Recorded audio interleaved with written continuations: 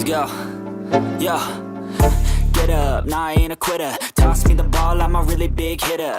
Big picture, I'm a straight killer. Rising the song to the highest bidder. Got juice, got gas, I'ma move fast. New shoes, new tracks, like who's that? I'm new, come back, better than last. Yeah, it's a new me, never gonna look back. Never gonna look back. Cause damn, I was built to last. You move slow and I move fast. And that's facts.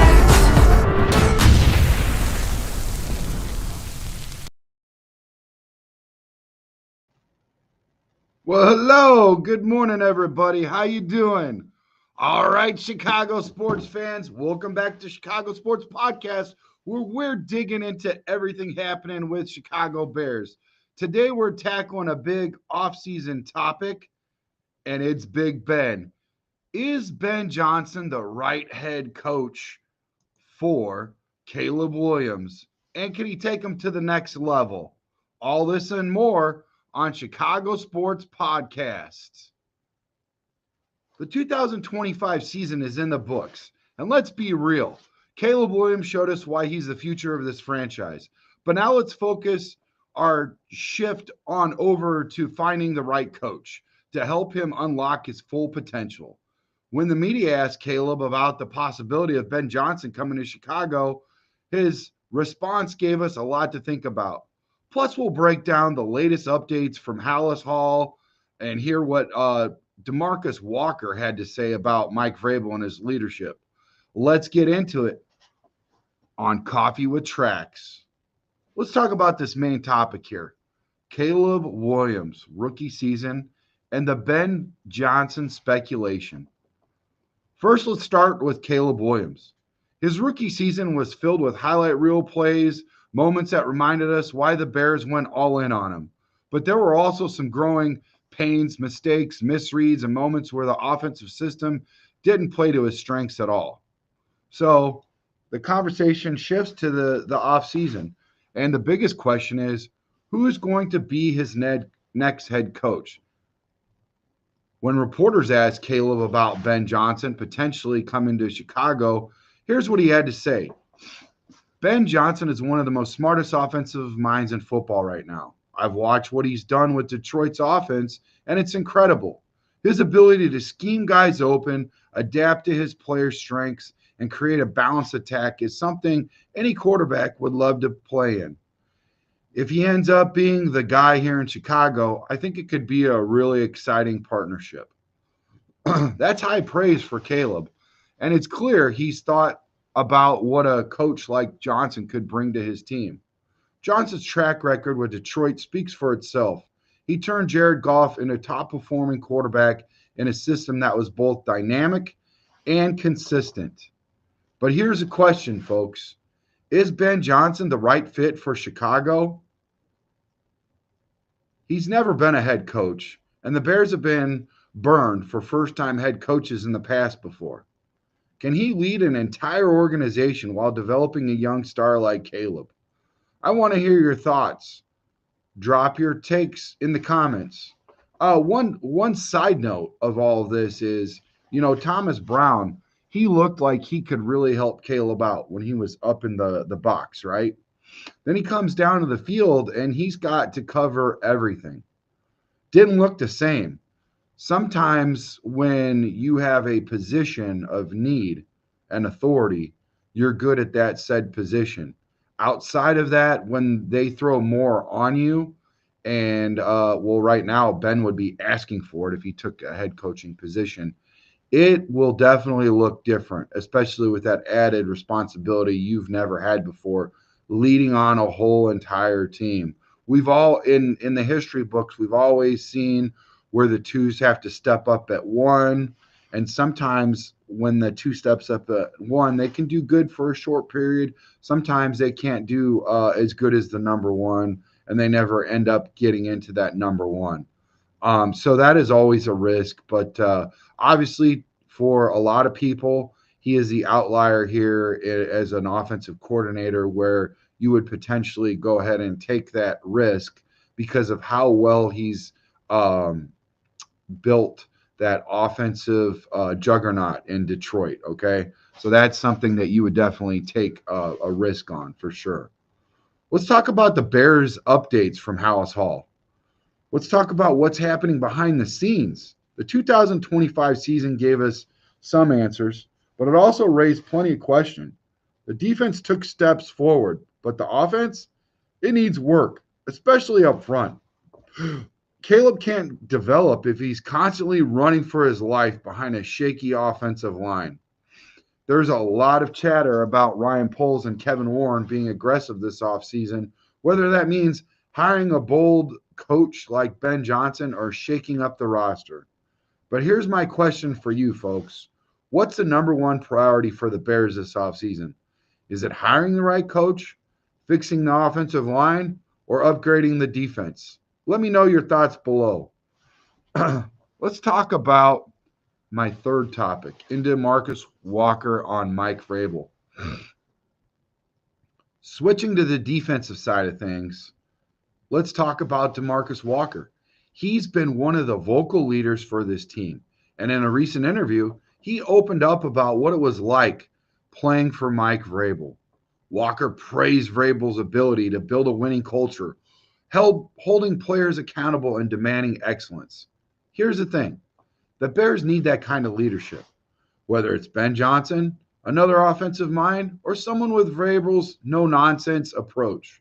This team needs a head coach who can inspire players and change the culture. So, Chicago, what do you think? Should the Chicago Bears focus on finding a coach with Vrabel's leadership, or should they prioritize offense and Caleb Williams' development? Let me know what you think in the comments below.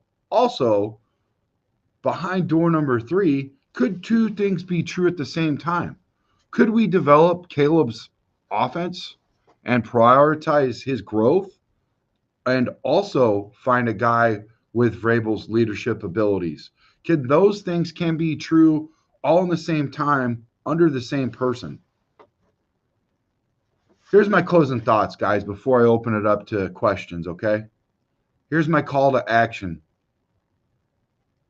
And this call to action starts with you guys, man. I need to hear from you. Because pretty much that's a wrap. Everything that we pretty much got it all under wraps. And for today's episode, we've talked about Caleb Williams' thoughts on Ben Johnson. We broke down the Bears' offseason priorities, and we've highlighted DeMarcus Walker's insights on leadership and culture. Now it's your turn. I mean, we've seen a lot of people right now that are potential Chicago Bears coaches. Which one of those, if any of them, sparked your interest? Do you think we got too many on the coaching tree for possibility? Do you think we need more? Do you think they're not talking to the right people? Do you think we should try to trade for a coach that's already on a team and rip them from their claws, you know? Let me know what you guys think. But here's the 5 questions that I got for you guys. After hearing Caleb's thoughts, do you think Ben Johnson is the best coach for the Bears? Do you think he is the best? Let's see what we got going over here in the chats, guys. What's up, Dragon? Hey, thank you for coming back. I appreciate you, man. He says it all depends on Ben and how he is towards the players and if he could actually handle the depth correctly. That's a fair point. That's a lot of depth. I mean, you're not dealing with just the offensive side. You're dealing with the defensive side. You're also dealing with the special teams. And it took all 3 phases in order for us to win against the Packers. And it's going to take a lot more. You're not going to be able to pull that off every time. We're not going to be able to count on a 93-yard return, on special teams, all that kind of stuff. You know what I'm trying to say? So, and then the defense, yeah, they gave up a lot of rushing yards against the Packers in Lambeau, but at the end of it, they put the clamp down when it mattered. So I agree with you. You have to be able to handle all the depth correctly, for sure. Tommy says Ben won't leave Lions for the Bears. I wonder why that is, Tommy. Why do you think Ben wouldn't leave the Lions for the Bears. He's already said he's interested. Do you think he's just saying that, or have you not heard that? Because it's well known that he is interested in the Bears. Uh, he considers it an interesting possibility.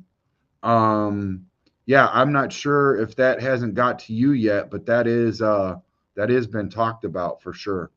So let me know, Tommy. Let's get your thoughts here. Let's get your thoughts on that. A follow-up question. What's up, Asper? Thanks for coming in, man. Appreciate you. Make sure you hit that like and subscribe button.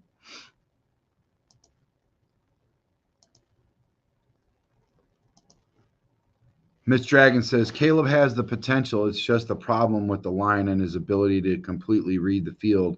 He's missed options, but it's because he doesn't have the time to completely read the. Yeah, I've seen him go to checks 1, 2, and 3. I was up at the casino at Wind Creek Casino with former quarterback Jim Miller, who is on the largest of all NFL networks, Channel 88. You could go back and watch our podcast, our live show, Asper one. Yeah, check that out, buddy. First time I've seen you in here. I'm not sure if you're enjoying it or just trolling, but check that out. We were up at Wind Creek Casino, had a really good time, and Jim Miller was just talking about the check down reads and everything he was doing and all that kind of stuff. So he sees the field, he looks at the field, but then when he gets the pressure, some of those intangibles that he's got, some of those things that he's worked on throughout his career that they're helping him out with, and he's been helped out with. He, as far as like his structure, when structure breaks down and he's got to play outside of structure, some of those key things that you have to go to, as far as mechanics go and the do's and don'ts and the rules of the road, go out the window. So that's something that we have to work on, and that's some of those things that won't be there if he has better protection, for sure. And then also he was talking about how the better protection, you get more comfortability, and then with that you also build confidence. So it's all very critical, very important, and it's also important to develop a run game. You could see when some of the play actions were coming into play, and we were actually doing pretty good on the run play, and we were running to the left, like Owen Krutz was telling us on the show, that if you have the run play and you run left, we have better chances of getting, bulk yards, and he actually has, that second layer where he gets into that second layer and he can be shifty and stuff. This year, it's always been about whether he can hit the right hole and see the right read and all that stuff, his ball carrier vision, where that's at and whatever. But as a former offensive lineman playing at a high level, I would say that we need a lot more maulers. We need more people that can drive and get their, at the point of attack, win that push. And that's what matters, and create those gaps and know where your assignment is. And right now, that's the problem. We have a lot of deficiencies in that, and you're going to see everything get a lot better with that offense. Let's get back into Miss Dragon. Miss Dragon says getting Ben will be hard, especially since the Bears have a pretty bad history of seasons and trying to win games. But like I said, need so Caleb can develop to be a 5-star Bear quarterback. A lot of people actually, and then Bill Belichick, he came out and said that his whole team came back and told him that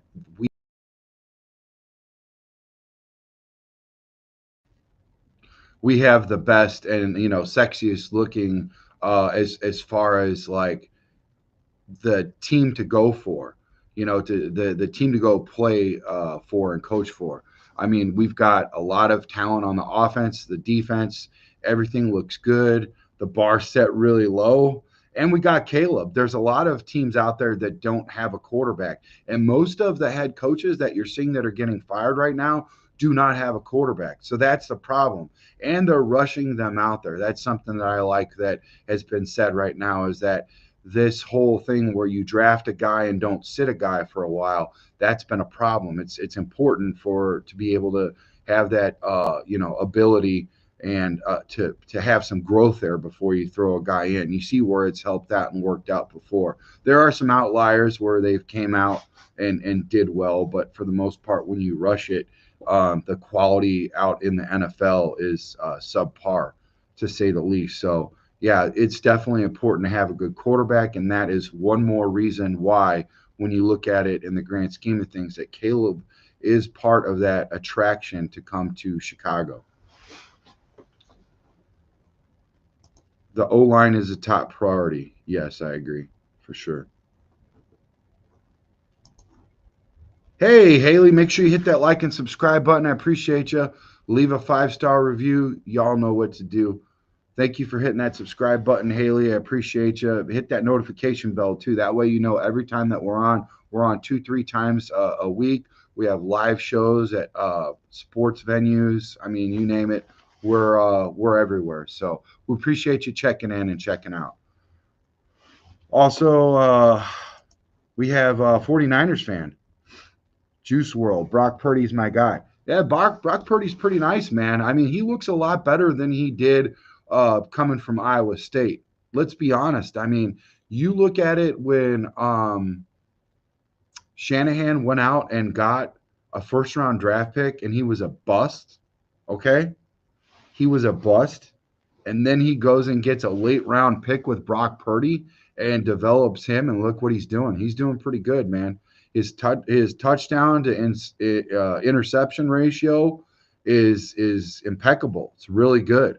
Hard to find right now, especially with a kid that young.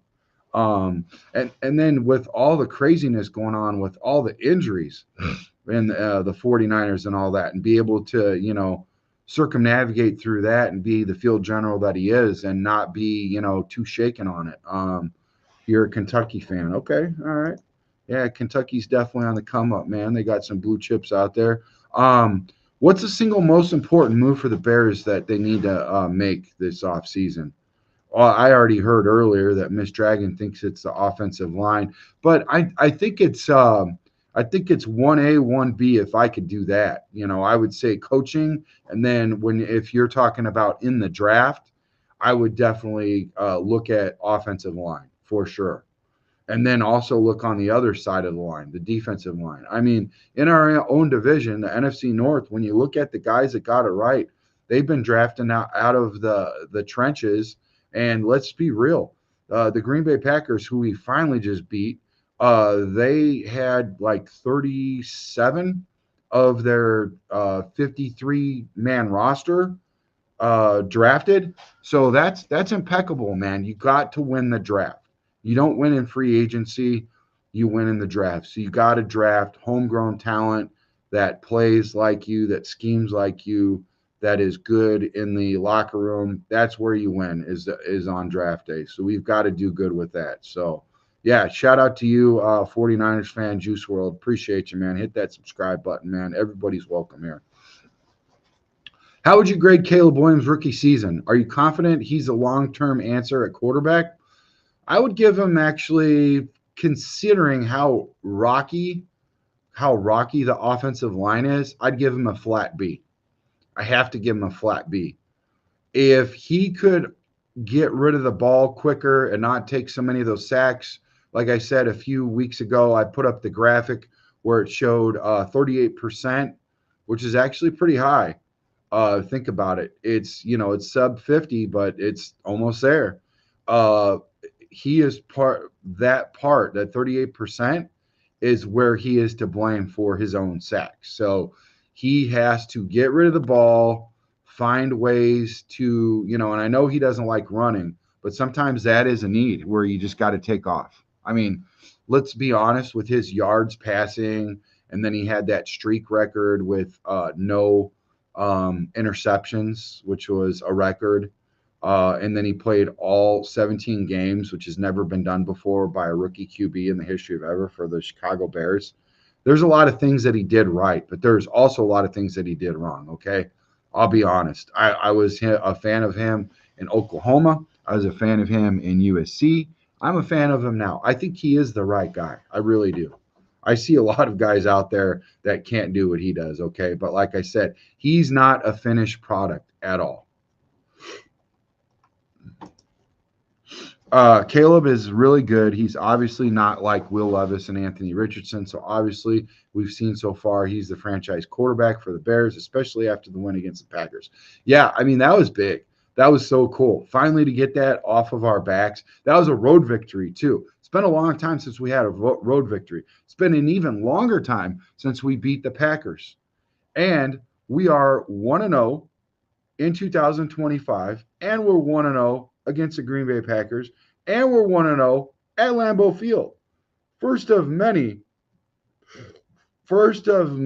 New Year's resolutions that they got all checked out on the same day. Good way to start the year.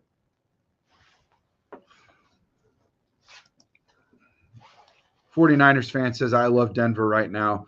The stop to my least favorite team from making the playoffs and beat my second least NFL team, the Kansas City Chiefs. Yeah. Denver looks pretty good. I mean, they have a tough task at hand. I don't know what's going to happen with that.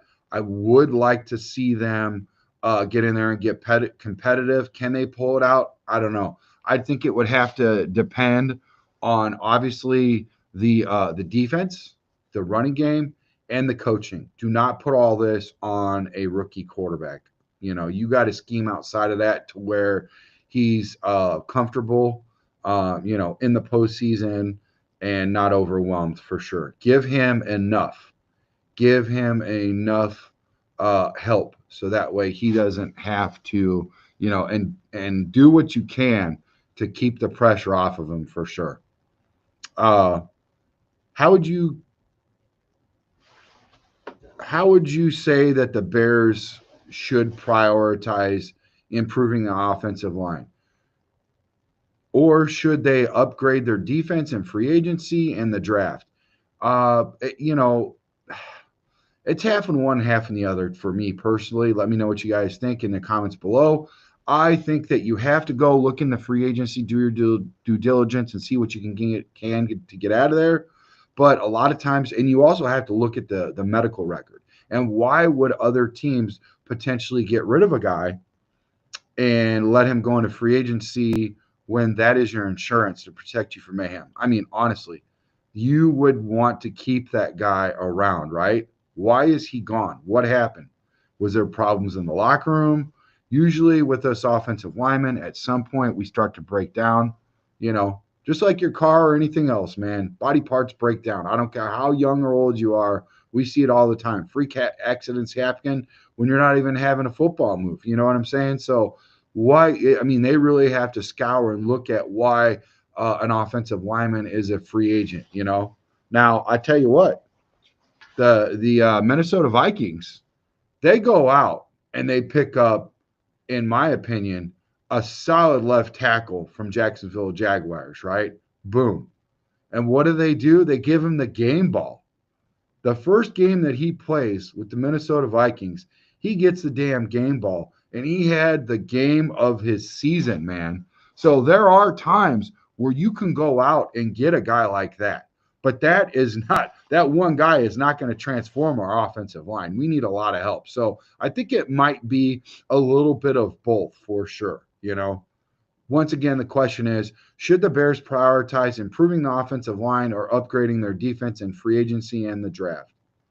I think the defense does need some help. I think the defense is farther along than the offense.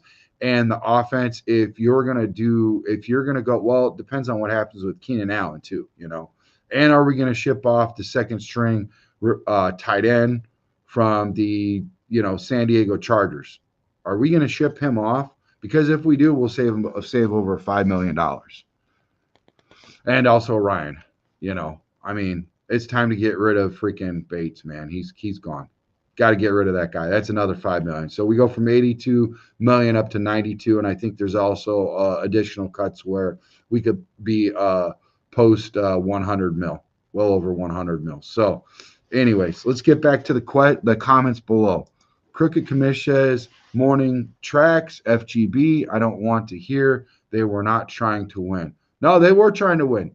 I mean, you look at Willis, that is a bona fide good quarterback. And you saw that they were trying to get their, starting quarterback in Love back in there. But when he couldn't feel any when he couldn't feel his hand and he had numbness in his hand, that's when you know he couldn't go. He still was trying to rip the ball on the sideline because potentially they were trying to listen. They did not want to freaking play the Eagles, man. It was all right now in the week 18 where they were at, it was all about seeding. They did not want to go play the Eagles. It matters. That game matters. Playing at home in Lambeau, anytime you play at home when you're getting ready to go to the playoffs, it matters. You always want to win. These guys are competitive. These coaches are competitive. And if you lose the next game and you're 1-out, you might lose your spot on the team. You might lose your spot as a coach. Depending on what side of the ball it is and everything and whatever, there's a lot there. They were trying to win for sure. I don't know who said that. That's ridiculous. But yeah, we won. So center first. Get they down now. Yeah, we definitely need to get a center for sure. I agree. Center's important. Left tackle's important. And it all depends on Braxton Jones and where they get him. Are they going to re-sign him to a team-friendly contract? I don't want to see him being signed to the top 15, probably even top 20 left tackle, because that's going to be pretty darn expensive. And I would like to see if they potentially could work him into a guard scenario and basically give the new rookie left tackle competition, okay, to start, but also have a backup plan in case the kid doesn't develop. I mean, what's going to happen with Karan Amagaji? I mean, seriously, he does not look good so far out the gate. I seen where he's getting blow up. He's not anchoring. He's not coming out. His fundamentals, his footwork, he is a work in progress. I thought that was a huge reach in the third round. I thought we could have done better, especially with who was available left on the board. So, yeah, I agree with Cook and Kamish. Let's look at the center position too. We can't have any of these worm burners and these balls that are going over people's heads and all that kind of stuff. So we need some simple snaps, get it into the freaking quarterback's hands. Now, I will say this. Jim Miller said on our show, he said that was Caleb's. That was not that bad of a snap. That was actually, catchable for sure. So that was on Caleb on that one. That was his bad. Hey, what's up, Juice World? Hey, go ahead. Yeah, go ahead and take off, man. Thanks for coming back a different day. Don't forget to hit that notification bell. That way you know when we're on. Hit that subscribe button to do also. Have a good one, man. Thanks for coming in. What's up, breaking news, Bruce? Appreciate you, buddy. Thanks for checking up and checking us out, bro. Thanks for having some coffee with Trax. Amp, what's up, buddy? Definitely need a mix of guard, center, free agent signings, plus drafting at least 2 guards and a center. So he wants 2 guards and a center for sure. Very thin. I don't mind bringing Pryor back for a backup guard spot. Yeah, I definitely wouldn't mind him as a backup guard spot, but let's not look at him as a starter because he stunk up the joint. He got blown up. It was bad. So, yeah, for sure. I don't think he's a starter, and if he is, that's where we're at. That is where our offensive line is at. It's that bad, guys. But I agree with Amp wholeheartedly. That's where I would address a thing, especially if we're going to keep Braxton Jones, then look at the guard and center and then maybe get a left tackle later. But I definitely like left. I like Will Campbell. Will Campbell would be my first pick. So what's your dream scenario for the Bears heading into 2025, guys? What is your dream scenario? What would you guys like to see? And let's be grounded about this too. Let's not talk like, playoffs or, Super Bowl or anything like this. Let's just keep it simple because the bar set really low and we haven't seen a lot of good things with the Bears in a while. Let's just ride high with our victory against the Packers. How about we just, keep it simple within like the schedule? Let's talk about the schedule first. Okay. I looked at it and it seems to me like our road games are pretty darn difficult. So maybe if we could go 500 on the road games and go post 500 on the home games. Maybe we could do that. Maybe we could beat the Packers twice. We'll actually be, yeah, twice. Well, depending on where we play them in 2025. Could we beat them 3 times in 2025? Because we just played them, Sunday. That'd be cool. So, yeah, could we do that? Could we just keep it simple with all that kind of stuff? Maybe play 500 ball. Well, actually, it's not 500 ball anymore because it's a odd number. But you know what I'm getting at. Maybe 9 wins would be good. And like I said, that would all come down to finding the right coach. Again, back on track. Is Ben Johnson the right guy? We already heard what Caleb had to say about it. He's definitely, if that's the outlier in coordinators, that's that dude. That's that guy putting up 30 burgers all the time against, good teams for sure, man. That is that guy for sure. Does he have leadership abilities? He's been with one of the ones that we're all, drooling over, and Dan Campbell. So, I mean, that's where it's at. That's where it starts, right? I think so. I think at least he's got somebody in the building that he can look at and, look at him and say, okay, this is where I came from. This is my mold. What would Dan do? What would Dan do for you in this moment? He can fall back on that. And he could bring some guys that he's comfortable with, Randall L. Randall L is a good one. He works with the quarterbacks. He also works with the receivers. He's done both. I think that goes unnoticed, but that was said and talked about for sure. So that's a guy I hope he brings with him, a good leader too. So, and he demands a lot. Anyways, thanks for tuning in to Chicago Sports Podcast. Don't forget to hit that like and subscribe button and drop your comments below. I'll see you next time right here where we'll keep Chicago sports alive and thriving. Let's make it a great off season and make sure you be great today on Taco Tuesday, man. Love you guys.